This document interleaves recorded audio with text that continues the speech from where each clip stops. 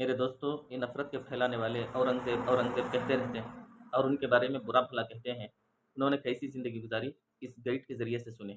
और खुलदाबाद में ये जो सामने है ये औरंगजेब की कब्र है। औरंगजेब रहमतुल्लाह अलैह की आखिरी ख्वाहिश थी कि मेरी कब्र 14 रुपया 12 में बनाना, क्योंकि उस जमाने में ये पूरे हिंदुस्तान के शहंशाह रहने के बाद ये अपना से टोपियां सीते थे, कुरान शरीफ की नकल करते थे। तो कुरान शरीफ की लिखाई का इनके पास 350 रुपया बैलेंस था, लेकिन उन्होंने कहा था कि वो 350 रुपया भी मेरी कब्र में नहीं लगाना, क्योंकि हो सकता है कि मैं भी एक इंसान हूँ, मुझसे कुरान लिखने में अगर कुछ गलती हुआ होगा तो इसका जवाब अल्लाह ताला के पास देना पड़ेगा। इसलिए सब पैसा उन्होंने गरीबों में फकीरों में तकसीम कर दिए थे और अपने बड़े लड़के को ये बुला के वसीयत किए थे कि चाहे मेरी कब्र कैसी भी बने, हुकूमत का कोई पैसा मेरी मजार में नहीं लगाना। जो टोपी सिलाई का 14 रुपया बनाना है तो उसी में मेरी मजार बनाना, तो हुकूमत का पैसा। जबकि पूरा अखंड भारत के बादशाह थे, चाहते तो ये भी शाहजहां के जैसा अकबर के जैसा बड़े रूम बना सकते थे, लेकिन पूरी जिंदगी जो थी तो 50 साल हुकूमत करने के बाद भी ये अपना से टोपियां सीते थे, कुरान शरीफ लिखते थे। तो वो भी यानी मार्केट में बेचने का जो पैसा आता था तो उसमें अपना जीवन का खाना वगैरह भी खाते थे, उसी का कपड़ा पहनते थे। हुकूमत का पैसे कभी उन्होंने अपने इस्तेमाल में नहीं लिया, पब्लिक का पैसा पब्लिक में यानी वाटअप करते थे। और मरते समय इसका अगर उठा के देखेंगे कि इनके मामले क्या है तो खुद समझ में आ जाएंगे कि औरंगजेब क्या है। दूध का दूध पानी का पानी समझ में आ जाता है।